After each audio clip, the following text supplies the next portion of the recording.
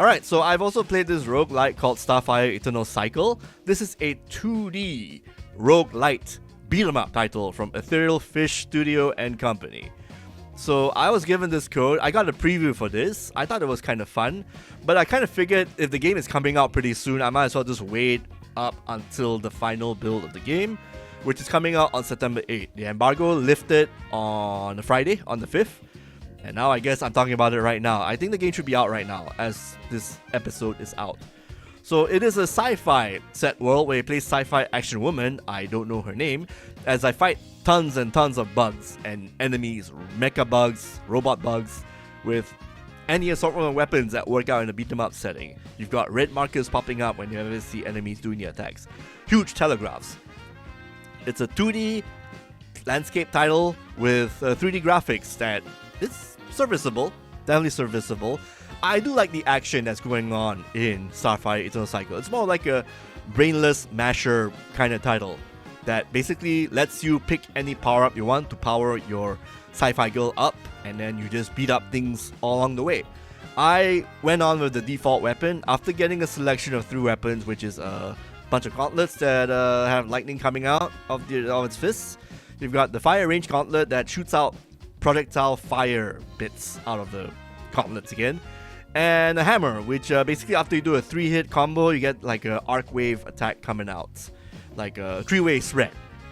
I went for the fist weapons through and through to get a good run because they deal the most damage when it comes to upgrading, and they have this thing called thunder sparks that pop up at random, and there are upgrades that basically increases the chance these sparks pop up whenever I punch an enemy. So I bump that power up. You get to choose different rooms for your run. I think there are like 10 or 12 rooms you go through per act, and you have to basically pick which ones you want. You want a loot room? Do you want a room where you get to use your fine cores, insect cores, or a treasure room or a shop? Different choices for your run. Same like Slay the Spire, like you get to pick your path, or Hades in this case. In Starfire Eternal Cycle, it's 2D. You go fighting, go up, down, left, right. You beat them up enemies, and the beat them up in a setting. It's very contact heavy in the sense that no matter where I punch, I'm sure I'm gonna hit something that's just within the vicinity. It's got a very generous hurt box for enemies, so it's got that, and you got a dodge attack. You got a dodge, where basically if you dodge at the right time, as soon as the enemy is about to hit you, you get to slow down time for a bit, and you know when it's over. When the circle that pops up, the blue circle that pops up, inversely shrinks. That's when you know when you're gonna move out and when time is, starting to speed back up again and you're, not invincible. I kind of like it. It's very cathartic to play, simple controls. I won't say it's janky, but there are some bits where I think the animation plays out way too fast, and I think some of the enemy attacks are a bit too big for their own good. But generally, I played about an hour or so of this. I enjoyed it, despite I think that's the only thing I can critique on. Its simplicity. It is a brain dead game where if I know how to dodge and just attack at the right time, I'll be fine. If I can move out of the way. Even the dodge cap is very generous. You get 2, but they regenerate really fast, so I can basically just wait like a second or 2. I get all my charges back again, and I can just dodge freely. It's not really a hugely challenging game, but it is kind of fun if you can, and it's going probably at a cheap price too, considering it is indie made. So I would say it's like the highest priority recommendation compared to Silksong or any roguelite like Hades 2. But it is a fun, casual diversion, that's for sure. I'm gonna give this one a 60 out of 100, or closer to a 70, like in the middle. It is not the most breakthrough roguelite game I played, but it is pretty fun.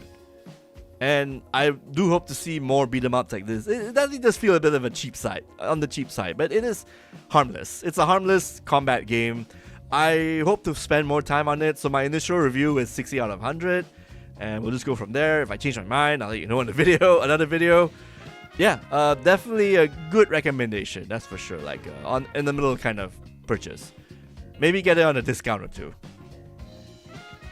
Alright, anything else on the docket? Okay, I think I may have need to read out a bunch of news. So 2K Games might be eating crud. I don't know about that, but it seems that things aren't so hot.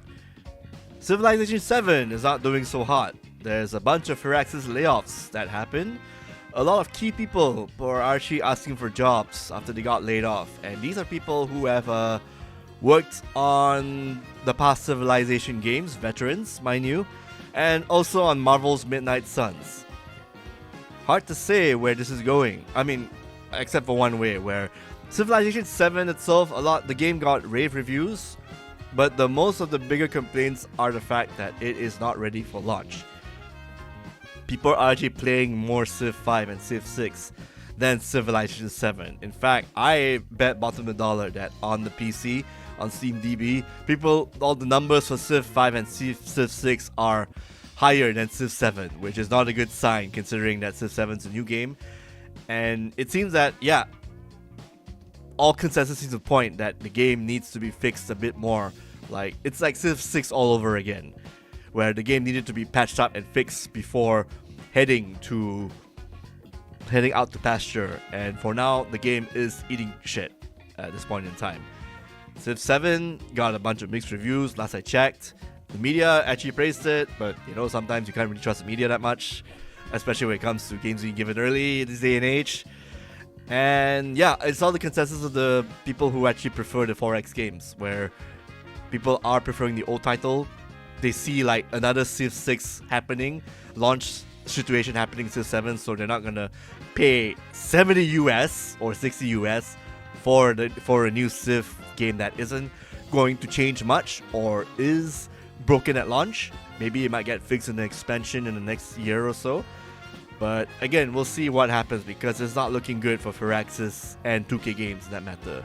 Keep in mind, this is the same 2K Games that really botched the marketing and promo for Marvel's Midnight Suns back a couple of years back, and also handled the WWE titles and NBA 2K entries. Each of these sports titles with inconsistent levels of quote-unquote success. But let's just keep it to Firaxis.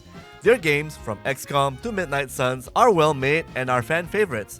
And the Take-Two CEO said a couple of days ago, the latest Civ game had a slow burn, so sales may pick up for more than 6 months or so, like it's a long-term kind of game. It's easy to say that 2K Games may be in quite a bit of a bind if these layoffs of quality companies were to keep happening. I'll say this though, some of the higher-ups aren't really doing their job right, and are shifting the blame onto the game makers despite the acclaim of Firaxis' portfolio. Like, they just want to keep their paycheck, just let the other people below them, eat shit. I mean, what the hell, honestly. Bioshock 4 is also getting delayed. I think it got like a new guy, Rod Ferguson from Gears, from Epic Games and Blizzard back in the day. And also the Coalition as well. He's back. He's now in Bioshock 4 territory to figure out what needs fixing and what needs work. So hopefully that gets fixed, because that's probably 2K Games' Hail Mary.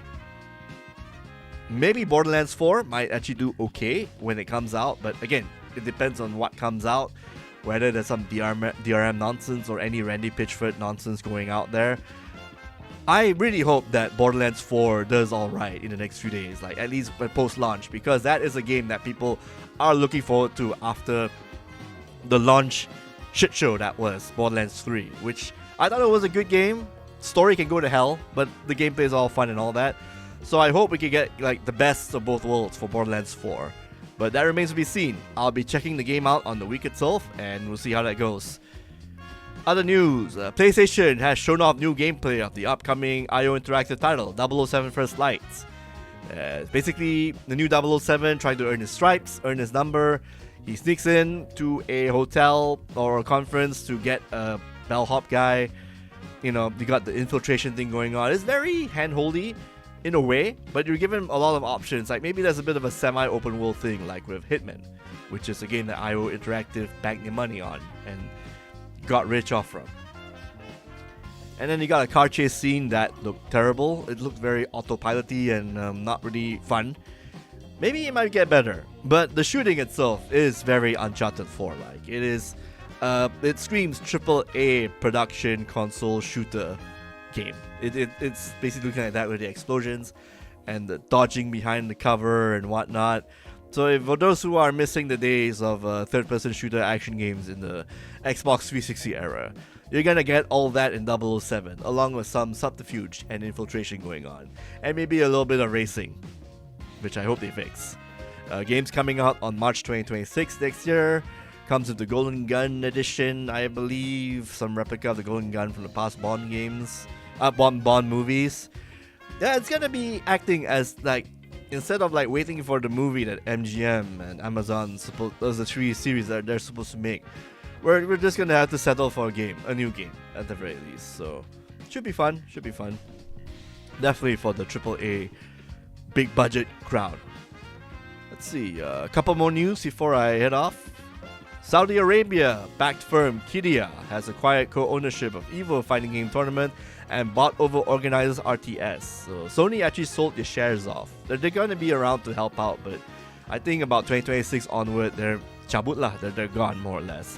So Saudi Arabia buys EVO fighting game championship, fighting game tournament. So I think this is just the Crown Prince's excuse to go over to, to Las Vegas and see the sights and sounds. But in any case, this is the way things are with esports organizers and the fighting game circuit trying to land in that EVO. I guess the efforts of EVO has paid off in terms of making fighting games great again. And with a bigger backing and a lot of flack following around that, it's going to be interesting to see how competitive fighting games will go moving forward with this new acquisition. Whether some rules need to be changed because of Saudi Arabia's and Qiddiya's, how do I say it, policies. Yeah, how will that actually turn out? How will that affect how tournaments will go at EVO? I mean, there was actually a joke I saw where Guilty Gear's 90% of players will be banned from competing in EVO for Guilty Gear Strive. If you know the subtext of that, don't tell me, because we all know why that joke was made. And last but not least, Level Up KL Malaysia has announced the SEA Game Awards 2025 Top 40 games that were nominated. There will be a couple of winners among this 40 slew of games, so I'm going to read off the list.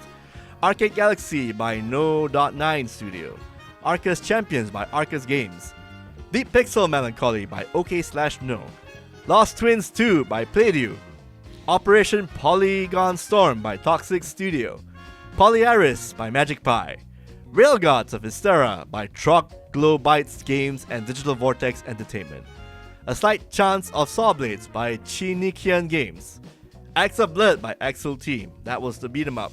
That's Sifu-like from One Man Indonesian team, or 2 or 3, probably 1. That also got some heavy promotion on Summer Games Fest.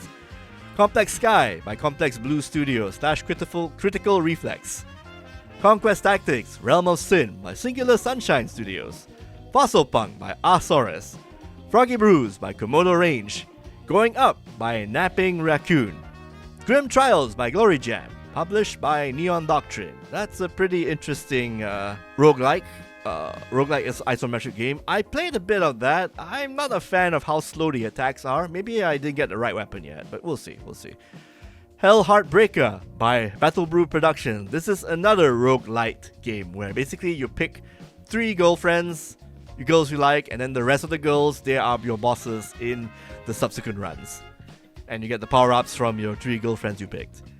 Identify by Gearbite Games, Mini Tank Mayhem by Algorox, Montabi by Mankibo, Neverending Beyond by One More Dream Studios, Nightmare Circus by Fairplay Studios Co. Limited, No Straight Roads 2 by Metronomic. I guess you wonder who's gonna win. Well, there's gonna be a demo of No Straight Roads 2 at Tokyo Game Show, so I can't wait to check that out. I think they're prepping that ready for Level Up KL too, so we're gonna see a lot of people popping up on Level Up just to say hi to Metronomic.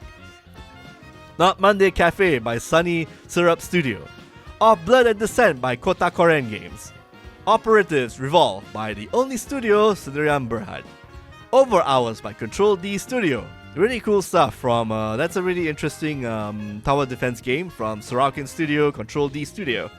Petite Island by Zelo Games, Rad Repeat After Death by Exploding Suez, Riftstorm by Conviction Labs, Sniperbot, the hype game by Arlux Studios, Teller's Duty by Hiscory, The Fractured Shimmer by Pendopo Creations, Troublemaker 2 Beyond Dream by Gamecom Team, Upin and Ipin Universe by Streamline Studios Malaysia. Well, I know who's not winning, that's for sure. War Angels by Leolit Games, Weirdlets by Weird Works, Zen Shattered Legacy by Ghost Machine, Fires Out by Dreamonaut Studio, Mindslayer by UOW Malaysia, and The Glory Dungeon Raider by Happy Peppy. Alright, these are the games. And to see who is going to be the crowd favorite, I think it was going to be this. We all know these award shows, whatnot, are popularity contests, and I'm very sure No Straight Roads 2 are going to get the lion's share. That's for sure. Or maybe Hell Heartbreaker. Who knows? That looks like a promising game, especially when I've seen how Cuisiner was as a game per se. That was a really fun title. Axe for Blood, that will be also another crowd favorite because of its showing in Summer Games Fest. So that's my 3 picks. Unless something happens and suddenly Upin and Ipin Universe gets like all the top honors or whatnot. I mean, this is after all a Malaysian thing, and the less I say it, the better. That's all I'm gonna say. Corruption! Bad cough. And that is it for our show, for this Untitled KKP Show. Thanks again for tuning in so much. We appreciate all the love and support. If you like to check out more content, do like and subscribe to our awesome channel, Kakachopre, on YouTube. Like and subscribe. We post new content every week. Bye for now. See you later. And hope the good news pops up more often than the bad news. See ya.